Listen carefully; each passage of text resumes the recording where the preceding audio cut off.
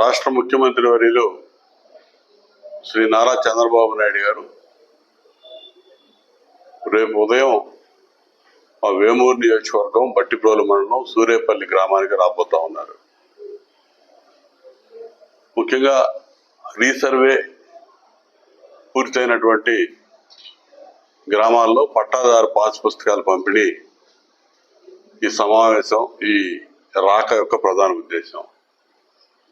ప్రజావేదిక ద్వారా ప్రజలను ఉద్దేశించి రీసర్వే, పట్టాదారు పాస్ పుస్తకాల అంశం కానీ, రైతాంగ సమస్యలు కానీ, రాష్ట్రంలో ఉన్నటువంటి పరిస్థితులన్నీ కూడా ముఖ్యమంత్రి గారు అడ్రస్ చేయబోతా ఉన్నారు. అదేవిధంగా ప్రజావేదిక సభ ముగిసిన తర్వాత పార్టీ క్యాడర్ మీటింగ్ కూడా ఆ వేదిక పక్కనే మరో వేదిక దగ్గర పార్టీ క్యాడర్ మీటింగ్ కూడా జరగబోతా ఉంది. ప్రజావేదిక కార్యక్రమానికి వేలాదిగా ప్రజలు తరలిరమ్మని చెప్పి ఆహ్వానిస్తా ఉన్నా. ముఖ్యంగా రైతాంగం వేమూరు నియోజకవర్గంలో పూర్తిగా వ్యవసాయ ఆధార జీవనం సాగించేటటువంటి ప్రజలు ఉన్నటువంటి ప్రాంతం. ఈ ప్రాంతంలో ముఖ్యమంత్రి గారి పర్యటనని, వారు రైతులను ఉద్దేశించి చేసేటటువంటి ప్రసంగాన్ని మనం ఆస్వాదించాల్సిన అవసరం ఉంది, ఆహ్వానించాల్సిన అవసరం ఉంది. ఈ అంశాన్ని ఏమన్నా మనకు సమస్యలు కూడా ముఖ్యమంత్రి గారి దృష్టికి తీసుకెళ్ళడానికి నేను కూడా నోటంతా కూడా సిద్ధం చేసుకుంటా ఉన్నాను.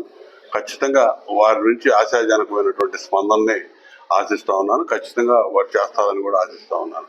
ఇవన్నీ కూడా ప్రజలు కూడా, ఎందుకంటే మొట్టమొదటిసారిగా ఈ 22 నెలల పరిపాలన తర్వాత కూటమి ప్రభుత్వం చంద్రబాబు నాయుడు గారి నాయకత్వంలో ఏర్పడ్డాక మన నియోజకవర్గంలో జరుగుతున్నటువంటి మొట్టమొదటి పర్యటన కాబట్టి దీన్ని దిగ్విజయం చేయడానికి తెలుగుదేశం పార్టీ, కూటమి పార్టీల శ్రేణులు, ఇతర రైతు సోదరులందరూ కూడా దిగ్విజయం చేయమని చెప్పి పిలిపిస్తా ఉన్నాను.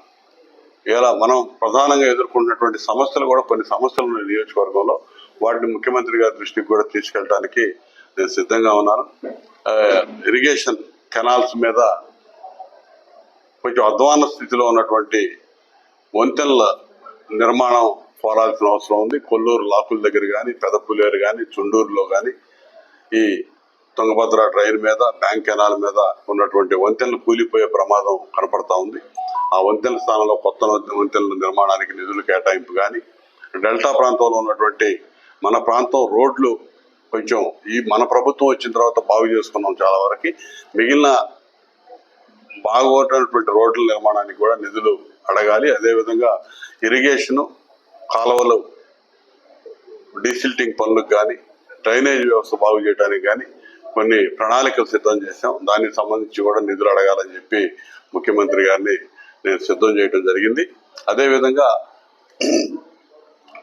ఎన్వీఆర్ షుగర్ ఫ్యాక్టరీ, గంపని షుగర్ ఫ్యాక్టరీ ఆల్రెడీ క్లోజ్ అయిపోయింది, లిక్విడేషన్కి వెళ్ళిపోయింది.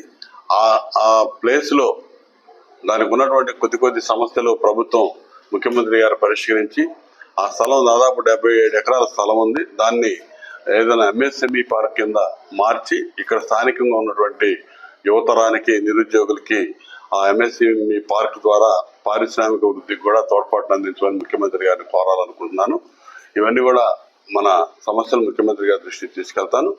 సమస్యలతో పాటు 22 నెలల కాలంలో చేసినటువంటి ప్రగతి కూడా ముఖ్యమంత్రి గారు, 5 సంవత్సరాలు నిర్లక్ష్యానికి గురైనటువంటి ప్రాంతం, ఈ 22 నెలల కాలంలో ఇంటర్నల్ రోడ్స్ కానీ, సీసీ రోడ్ల నిర్మాణం కానీ, ఆఖరికి పొలాలకు వెళ్ళే డొంక రోడ్ల నిర్మాణం కూడా దాదాపు 15 కోట్ల రూపాయల ఎన్ఆర్ఈఎస్ నిధులతో పూర్తి చేశాం. అదేవిధంగా ఆర్ఎండ్బి రోడ్లు, పంచాయతీరాజ్ రోడ్లకి కొంత నిధులు ఇచ్చి మొత్తం కూడా బాగు చేసే కార్యక్రమం చేశాం. కొన్ని నిధులు కూడా టెండర్ దశలో ఉన్నాయి. మొత్తం కూడా పిలిచి ఆర్ఎండ్బి, పంచాయతీరాజ్ రోడ్లకు సంబంధించి కొన్ని నిధులు శాంక్షన్ అయి ఉన్నాయి. వీటన్నిటికి కూడా ధన్యవాదాలు తెలియజేస్తా ఉన్నాను ముఖ్యమంత్రి గారికి.